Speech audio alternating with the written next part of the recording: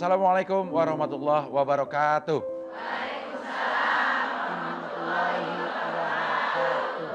Alhamdulillah pemirsa Antv dan ibu-ibu yang hadir di studio pagi hari ini, kembali kita sama-sama di sini tentunya di Hati ke Hati bersama Mama Dede.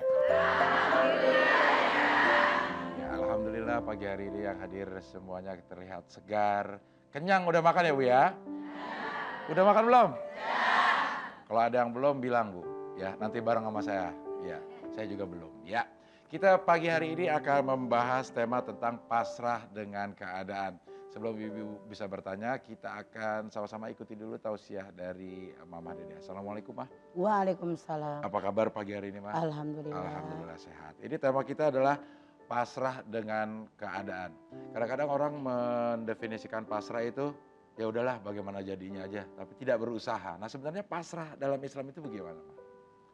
Bismillahirrahmanirrahim. Assalamualaikum warahmatullahi wabarakatuh. Waalaikumsalam. Yang saya hormati ibu-ibu yang hadir di studio. Yang saya hormati pemirsa Antv dimanapun Anda berada. Pagi hari ini judul kita yaitu pasrah dengan keadaan. Allah Subhanahu wa taala berfirman, "Wa may yatawakkal 'alallah fahuwa hasbuh." Barang siapa yang bertawakal kepada Allah, maka Allah berikan kecukupan dengan keperluannya. Wallahu balighu li amri. Dan Allah melaksanakan segala urusannya. Dari ayat ini pemirsa jelas bahwa Allah menyampaikan kepada kita siapapun di antara Anda yang bertawakal kepada Allah, yang berserah diri kepada Allah, segala kebutuhan kita akan dicukupi oleh Allah Subhanahu wa taala. Yang namanya tawakal merupakan tanda-tanda orang yang beriman kepada Allah. Ciri-ciri orang yang beriman kepada Allah Subhanahu wa taala yaitu tawakal kepada Allah. Dia berusaha maksimal diiringi dengan doa, kemudian berpasrah diri kepada Allah. Itulah yang namanya tawakal. Kalau ada orang yang beranggapan ya udah kita kerjain aja bagaimana nanti, itu salah. Yang namanya tawakal Anda lihat di dalam surat Al-Baqarah 158. Idla sofa wal marwata min sa'irillah. Sofa marwa itu siar-siarnya Allah. Ini gambaran kehidupan di alam dunia. Siti Hajar yang perempuan yang budak belian, yang diperisi Nabi Ibrahim alaihissalam berjuang. Ketika suaminya tidak ada, anaknya kehausan, dirinya kehausan, tidak ada apa-apa, dia tidak tinggal diam. Berusaha di alam dunia dimulai dengan sofa. Yaitu di marwa. Sofa itu yaitu artinya ketegaran jiwa. Sofa itu kesucian hati. Kemudian usaha di alam dunia artinya kata Allah dengan jiwa yang tegar, dengan hati yang suci, orang lain bisa, saya pun pasti bisa. Hati suci lillah karena Allah, bukan karena pujian yang lain. Jangan mikirin kalau saya ngerjain ini apa kata orang, salah. Dan diakhiri di marwa, marwa mensyukuri nikmat Allah. Marwa menghargai orang lain. Marwa memaafkan juga orang lain.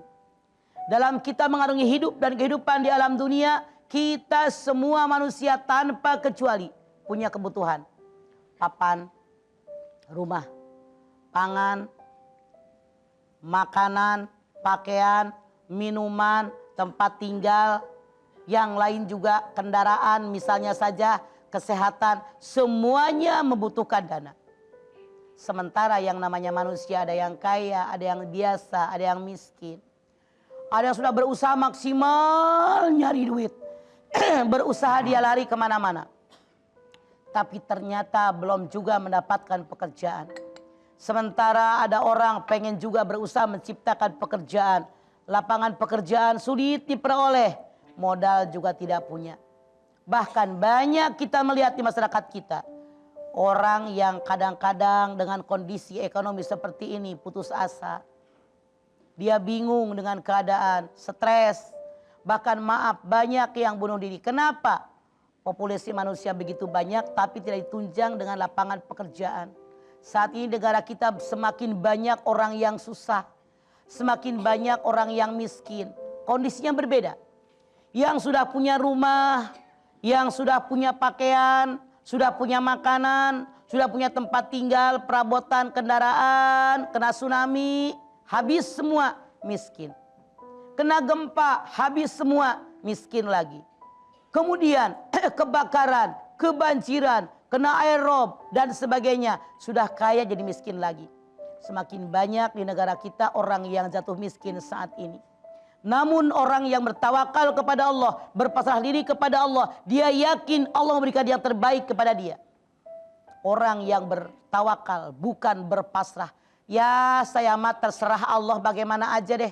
Tapi nggak ada usaha, salah. Usaha dulu maksimal seperti Siti Hajar, lari gagal bangkit, lari gagal bangkit. Kegagalan adalah keberhasilan yang tertunda. Ketika kita usaha gagal, jangan terpuruk. Terus Siti Hajar pun itu minimal kegagalan dalam usaha kata Allah 7 kali sebagaimana Siti Hajar. Banyak yang berusaha kemudian berhasil. Banyak yang berusaha sedang-sedang saja. Banyak yang berusaha tidak berhasil. Semua itu kehendak daripada Allah Subhanahu wa taala. Allah yang mengatur segalanya. Karena sejuta manusia ingin mengangkat seseorang, kalau Allah tidak berkehendak nggak akan terangkat. Sejuta manusia ingin menghancurkan seseorang, kalau Allah tidak berkehendak tidak akan hancur. Makanya kalau kita sudah tawakal kepada Allah, usaha maksimal diiringi dengan doa, yakinkan di hati Allah berikan pertolongan kepada saya, itu loh pokoknya. Sudah berpasrah diri, yakinkan di hati Allah memberikan pertolongan kepada saya, itulah yang disebut dengan tawakal. Baru kita berpasrah diri kepada Allah dengan usaha yang maksimal, diiringi dengan doa yang Allah berikan kepada kita, itulah yang terbaik buat kita semua insya Allah. Amin. Ya, baik itu dia tausiah Mama mengenai tema kita di pagi hari ini, pasrah dengan keadaan. Saya berikan kesempatan satu penanya untuk di segmen ini, silakan sikat saja yang ingin bertanya, boleh Bu angkat tangannya. Iya, ada mau nanya Bu di sini? Itu deh. Mana? Itu tuh nggak kelihatan ya? Oh iya, silakan Bu, silakan ya. Silakan boleh berdiri Bu. Assalamualaikum warahmatullahi wabarakatuh. Waalaikumsalam warahmatullahi wabarakatuh. Nama saya Bu Widodo dari Al-Muhajirin di Ciputat. Ya, silakan pertanyaannya langsung Bu. Pertanyaannya mah, ada saudara saya. Saudara saya nitipkan anaknya pada ibunya. Terus mau diambil tidak boleh sama orang tuanya. Iya, karena? Karena ya memang dari kecil di sana waktu itu saudara saya bercerai sama suaminya. Iya. Terus sampai sekarang nggak boleh diambil. Iya. Tapi Pertanyaan Anda apa? pertanyaannya, bagaimana saudara saya ini sebagai orang tua terhadap anaknya karena nggak boleh mau diambil. Oke. Karena dia sudah menitipkan dari awal, neneknya sudah begitu sayang kepada cucunya ini dan sudah begitu dekat batin mereka, mau diambil barangkali dia pikir ya udah biarin deh saya yang harus. Jadi harusnya si anak tahu diri, biarin deh membuat orang tua bahagia. Barangkali orang tuanya dia merasa bahagia karena semenjak kecil itu anak dia yang ngurusin, yang ngerawatin, berhusnuzon saja, jangan suuzon. Saya yakin tidak bakal disakiti tapi justru dipelihara dengan sangat baiknya. Resiko semenjak awal kenapa dititipin. Ya, begitu ya. Baik, kita akan terima kasih Bu. Ya, kita akan break dulu sebentar, nanti kita akan kembali lagi tetap di sini di Hati-Hati bersama Mama Dede.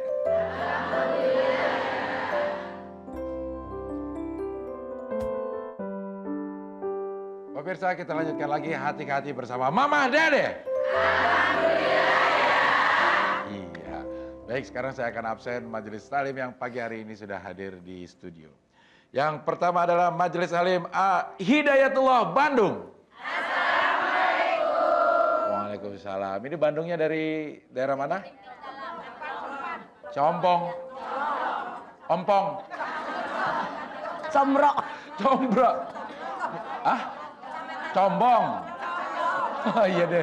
Pokoknya itu ya. Ya oke ya. Bang kalau rame-rame susah dengernya Mah ya. Oke, ada berapa orang nih Bang? 60 orang. Iya, terima kasih sudah hadir di sini walaupun bajunya belang-belang. Kayak dodol Garut ya dia. Iya. Lebih tepat dari Garut daripada Bandung ini ya. Terima kasih tapi ininya coklat Mah. Semuanya bernuansa. Ini yang ini kayak dodol Garut. Ya. Kan krem sama coklat ya. Iya, sampai kaos kakinya juga itu ya. Yang berikutnya adalah Majelis Taklim Al Hidayatullah Bekasi. Waalaikumsalam. Bekasinya dari daerah mana? Rawa Panjang. Panjang semua. Iya, terima kasih. Ada berapa orang, Bu? 30. Malu-malu banget jawabnya Ibu ya. 34 orang hijau semua. Ya, baik kita akan lanjutkan lagi. Kita masih membahas tema tentang pasrah dengan keadaan. Sekarang saya akan bacakan dulu pertanyaan yang masuk melalui Facebook di Hati ke Hati bersama Mama Dedeh dari Sri Hayu. Assalamualaikum warahmatullahi wabarakatuh. Waalaikumsalam warahmatullahi wabarakatuh. Ngebareng ya. Mah saya punya cita-cita tapi keadaan tak mendukung. Orang tua saya tidak mendukung. Di tempat saya sekarang inilah yang lebih mendukung. Tapi kadang-kadang saya suka mikir, ya udahlah mungkin ini jalanku. Salah nggak Mah berpikir seperti itu? Tidak salah, benar. Jadi Anda jangan hanya minta dukungan orang. Kalau punya keinginan selama kita tahu benar kata agama, benar kata Allah dan Rasulnya, maju terus. Jangan nungguin orang tua nggak dukung, saudara nggak ngedukung. Ya kalau kita yakin itu benar, cari sendiri. Itu kan lebih baik buat kita. Iya, tapi kata Sri Hayu justru begini, misalnya dia pengen masuk kedokteran, orang tuanya pengen dia masuk ekonomi, akhirnya dia masuk ekonomi. Untuk kepaksa nggak? Kepaksa. Kalau memang terpaksa salah Anda ngambil langkah. Kalau terpaksa itu artinya Anda tidak ikhlas. Itu tidak akan berhasil dengan baik. Kecuali biarin deh kalau ini memang orang tua perkawinannya begini, mudah-mudahan ini jalan hidup saya, itulah yang sudah baik. Kalau nurut sama orang tua nanti kagak berkah lagi. Salah itu. Keterpaksaan, jangan terpaksa, harus ikhlas. Begitu Sri Hayu. Oke, sekarang saya berikan kesempatan lagi kepada ibu-ibu yang hadir di sini, silakan dari Bandung. Ya. Terima kasih. Iya, sama-sama. Langsung aja Ibu. Bu ya. Assalamualaikum warahmatullahi wabarakatuh. Waalaikumsalam warahmatullahi wabarakatuh. Nama saya Ibu Tuti. Nama saya Ibu Tuti. Ya. Dari Majelis Taklim Hidayatullah Coblong, Bandung. Oh, Coblong. Ya. Silakan Blong. Mama, saya mau bertanya. Ya. Apakah sebenarnya perbedaan dalam Islam antara pasrah dengan ikhlas? Iya. Terima kasih, Ya. Ma. Assalamualaikum warahmatullahi wabarakatuh. Waalaikumsalam. Kalau pasrah itu sudah kalau pasrah itu beda dengan ikhlas. Kalau ikhlas itu memang kita rela melakukan segalanya. Kalau pasrah berusaha sudah maksimal sedemikian rupa, kemudian bertawakal kepada Allah. Itulah yang disebut dengan pasrah. Jadi yang namanya ikhlas lah, udah keikhlasan itu pergi. Kenapa? Dari awalnya nggak punya, sekarang ada, nanti pun tidak ada. Kayak macam orang yang kehilangan dompet, dipikirin aja. Artinya dia hubudunya, dia pasrah. Memang bukan rezeki saya kok. Begitu yang namanya pasrah mah. Yakinkan itu yang terbaik kata Allah buat saya. Iya. Begitu TIT. Terima kasih, Ma. Iya. Assalamualaikum. Waalaikumsalam. Waalaikumsalam warahmatullahi wabarakatuh. TIT. Setelah Ibu Tuti, ada lagi yang ingin bertanya, silakan. Boleh langsung berdiri, Bu. Assalamualaikum warahmatullahi wabarakatuh. Waalaikumsalam warahmatullahi wabarakatuh. Nama saya Ibu Neneng Fatimah. Mama, saya bertanya, Ya. bagaimanakah, bolehkah kita mengeluh dalam melayani suami? Mengeluh gimana maksudnya? Pasrah melayani suami. Kalau kita capek, boleh nggak mengeluh? Gitu. Dosa nggak? Ya. Oh, melayani hubungan intim maksudnya? Atau melayani apa nih? Semuanya. Oh, semuanya, ya. Melayani suami kewajiban istri, resiko punya suami. Kalau Anda berkeluh kesah dengan kewajiban melayani suami, artinya Anda perempuan usus, durhaka, itu tidak boleh. Apapun yang suami kehendaki harus Anda layani. Kewajiban, resiko ngapain punya suami. Iya. Gitu Bu Neneng. Manusia serba salah, Del. Iya. Yang nggak nikah pengen punya suami. Udah punya suami berkeluh kesah mulu. Kapan syukurnya? Iya. Layani suami, resiko nggak pengen kawin dulu. Iya. Begitu kapan? Ya emang Bu Neneng capek ngadepin suaminya. Terus pasrah habis itu, ya. Terima kasih, Resiko. Mama. Jadi Iya. yang namanya pernikahan itu tidak enjoy semuanya. Iya. Ada yang enaknya, ada yang enggak, ada manis, ada pahit. Manis, pahit, telan semua resiko karena masuk dalam pernikahan. Begitu, Ceneneng. Ya, oke, Bu Neneng. Terima kasih. Assalamualaikum warahmatullahi wabarakatuh. Waalaikumsalam warahmatullahi wabarakatuh. Baik, kita akan break lagi sebentar. Nanti kita kembali tetap di sini di Hati ke Hati bersama Mama Dedeh.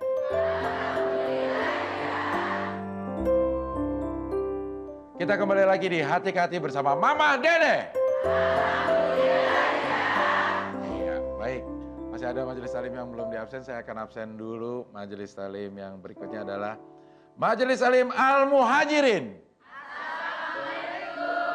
Waalaikumsalam. Waalaikumsalam. Ini dari daerah Kedaung, Jakarta Selatan. Hah? Bukan Jakarta? Oh, Ciputat ya? Oh, Jakarta Selatan atau Ciputat? Airin, Tangsel. Tangsel. Oh iya, Tangerang Selatan. Iya, terima kasih sudah Maaf hadir. ya Bu, anak saya rada bolot hari Iya. ini. Iya, kalau pagi memang rada bolot, kalau siang bolot banget. Iya. Yang berikutnya Majelis Talim Al-Istiqomah. Waalaikumsalam. Ini dari Koja. Priuk. Peti kemas. Ada berapa orang peti? Kesini pakai peti semuanya ya. Alhamdulillah sampai sini juga ya walaupun lewat peti ya. Terima kasih ya. Kita akan lanjutkan lagi membahas tema tentang pasrah dengan keadaan dan sekarang kita akan saksikan dulu tayangan berikut ini. Pah, beras udah habis tuh. Papa udah ada uang buat kebutuhan rumah tangga lainnya belum? Papa sih diem aja, tidur mulu. Belum ada, Ma. Tapi ya pasrah aja lah. Pasti Allah ngasih rezeki kok. Ya udahlah, Papa tidur dulu ya. Kayak gitu tuh mah, suami saya kalau misalkan bahas masalah uang belanja, selalu jawabannya pasrah aja. Emang bisa ya mah, kalau misalkan kita pasrah sama Allah itu bisa datengin rezeki? Iya, itu enak banget tuh jadi suami kayak begitu. Itu bukan pasrah, Iya. itu kebluk, Iya. males. Jadi yang namanya pasrah berusaha maksimal, diiringi dengan doa, baru berpasrah kepada Allah. Kalau yang tadi nggak mau usah nanti deh pasrah tidur lagi. Dari mana rezeki datang? Yang namanya orang akan bahagia setelah kesusahan. Inna ma'al usri yusra, fa inna ma'al usri yusra, fa idza faragta fansab wa ila rabbika farghab. Habis kesusahan ada kesenangan. Sesungguhnya habis kesusahan ada kesenangan. Bagi siapa? Orang yang bekerja. Lanjutkan dengan pekerjaan yang lain dengan sungguh-sungguh. Hanya kepada Allah kita berharap. Itu yang akan bahagia. Iya begitu ya. Oke baik, sekarang saya berikan kesempatan lagi kepada ibu-ibu yang ingin bertanya. Silakan dari Koja ada yang mau bertanya, Ja? Silakan. Assalamualaikum warahmatullahi wabarakatuh. Waalaikumsalam warahmatullahi wabarakatuh. Nama saya Ibu Nunung. Ya silakan Bu Nunung. Ma, apabila ada seorang suami ingin memutuskan poligami, si istri nggak rela, tapi si suami tetap nikah lagi.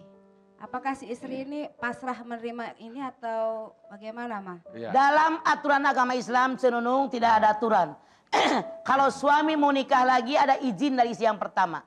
Yang penting adil. Adil papan, adil pangan, adil waktu, adil rasa cinta. Jadi walaupun isi yang pertama tidak ridho, tidak izin, tetap aja sah pernikahannya. Makanya di negara kita ada undang-undang.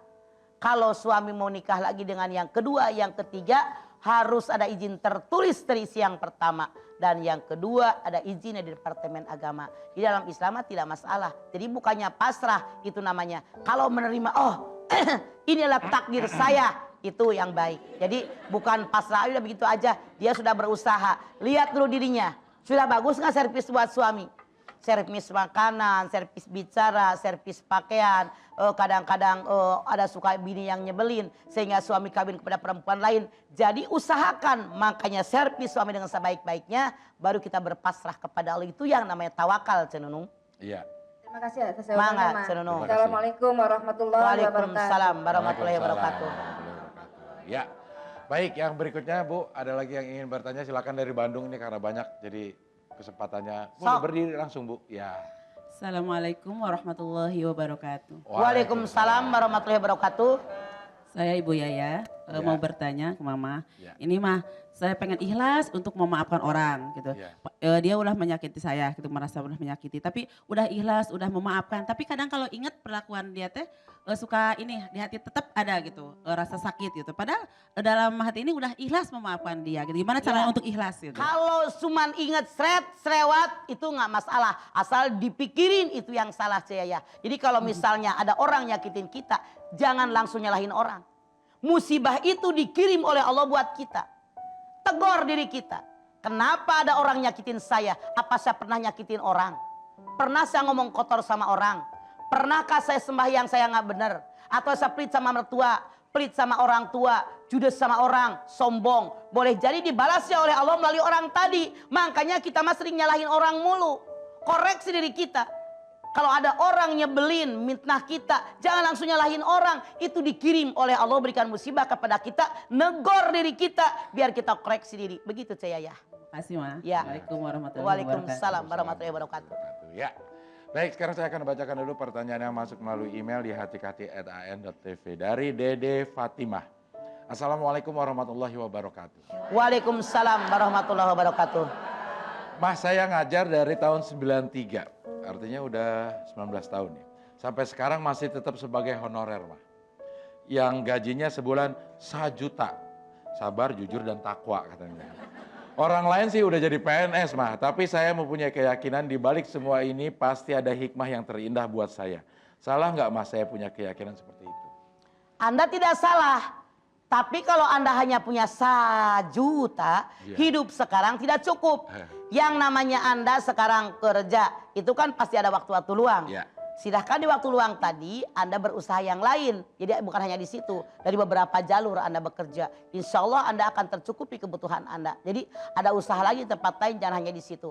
Bahkan saran saya, kalau ada peluang tempat lain tidak ada salahnya Anda berpindah dari situ. Karena nyari kehidupan yang lebih baik itu kewajiban buat kita. Iya, 19 tahun lama juga jadi honorer. Iya, 1 juta. 1 juta, iya. Baik, satu lagi yang ingin bertanya silakan. Ya, boleh. Assalamualaikum warahmatullahi wabarakatuh. Waalaikumsalam warahmatullahi wabarakatuh. Nama saya Haji Maimunah dari Koja. Iya. Saya mau menanyakan ini mah, saya punya anak sakit. Sakitnya sakit gangguan itu ya jiwa. Iya. Itu saya udah berobat ke dokter, ke orang-orang yang pinter, tapi masih begitu aja. Pertanyaan saya, apa yang menyebabkan anak Anda sakit jiwanya itu? Kan ada sebabnya pasti, Bu. Itu tadinya kuliah pas nyusun skripsi, dia langsung nggak bisa tidur kalau malamnya. Tambah diputusin sama pacarnya. Ah, itu stres. Maaf, kalau saya katakan anak Anda orang yang tidak beriman. Harusnya pada saat itu bawalah ke guru-guru ngaji, ke kiai, bawa juga ke psikolog, ke psikiater oleh Anda. Jadi harus diperbaiki ini. Jadi karena dia tidak punya iman, dia nggak nerima diputusin dengan pacarnya. Kemudian dia kurang siap waktu bikin skripsi. Sekali lagi maaf dalam tanda kutip, anak Anda orang yang tidak beriman. Kalau saya katakan tidak beriman, kurang barangkali. Sehingga dia tidak menerima apa yang Allah takdirkan. Sementara kita tahu rukun iman yang nomor 6 apa, Bu? Menerima takdir. Percaya kepada qada dan qadarnya Allah. Maaf sekali lagi, makanya tanamkan dalam diri kita, anak keluarga kita tentang keimanan. Sehingga kalau ada gesekan sedikit, dia tetap siap mental. Ini yang terbaik dari Allah. Maaf Ibu sekali lagi, karena itulah yang terjadi. Iya, tapi apa yang harus Ibu lakukan nih, Mbak? Udah terjadi. Bawa ke dokter, bawa ke psikolog, bawa ke psikiater. Harusnya semenjak awal begitu kena langsung. Jadi kalau sekarang mah sudah terlalu berat gitu kan. 7 tahun. Makanya udah kelamaan, harusnya begitu kena Udah berobat kemana-mana saya. ke psikolog, ke psikiater. Psikiater udah 3 dokter. Ya, harusnya ini ditanamkan tentang keimanan. Tanamkan Al-Quran, tanamkan hadis Nabi. Orangnya begitu. tuh ibadahnya mah tekun. Betul, Rajin. ibadahnya tekun boleh jadi tapi tidak dari hati. Dan tidak mengerti tentang isi Al-Quran. Hanya baca Quran tapi tidak mengerti isinya. Ini akibatnya diantaranya. Ibu nggak usah khawatir, tetap mohon kepada Allah. Boleh jadi ujian dari Allah buat Anda. Mudah-mudahan Anda bisa lulus dengan ujian tadi. Pasti diberikan hikmah yang terbaik buat Anda sekeluarga, insya Allah. Assalamualaikum. Waalaikumsalam warahmatullahi wabarakatuh. Waalaikumsalam warahmatullahi wabarakatuh. Baik, kita akan break lagi sebentar dan nanti kembali tetap di sini di Hati-Hati bersama Mama Dede.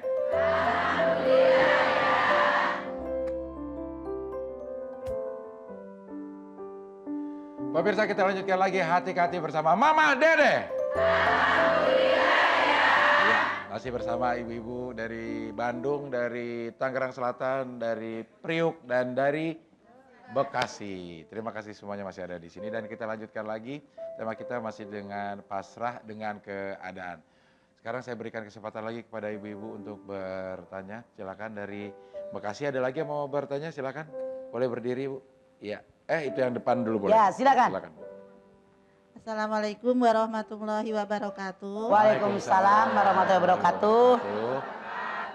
Nama saya Bu Haji Nunung dari Bekasi. Ya, Ibu Nunung lagi. Saya mau tanya ya, Mah. Ya. Saya punya cucu 2, Mah. Ya. Terus cucu saya kan pindah ikut orang tuanya. Ya. Tapi hati saya nggak ikhlas, Mah, dibawa sama bapaknya, sama ibunya. Anda salah.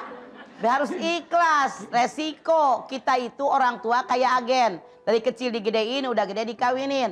Mereka punya anak cucu, biarin terserah mereka, dibawa mereka. Anda tinggal mendoakannya, jadi Anda salah. Iya. Terima kasih ya, Mah. Ya. Assalamualaikum warahmatullahi Waalaikumsalam wabarakatuh. warahmatullahi wabarakatuh. Bu Nunung, emang kenapa Ibu nggak ikhlas itu cucunya dibawa? Pakai mic-nya, Bu. Dari kecil kan saya yang ngurusin itunya apa, ibunya kuliah. Iya. Sekarang dibawa dua-duanya, sedangkan cucu saya cuma 2. Nggak ada lagi. Ya, suruh bikin lagi dah yang lain. Iya. Nanti insya Allah Gunung Iya, iya, kesepian ya. Iya.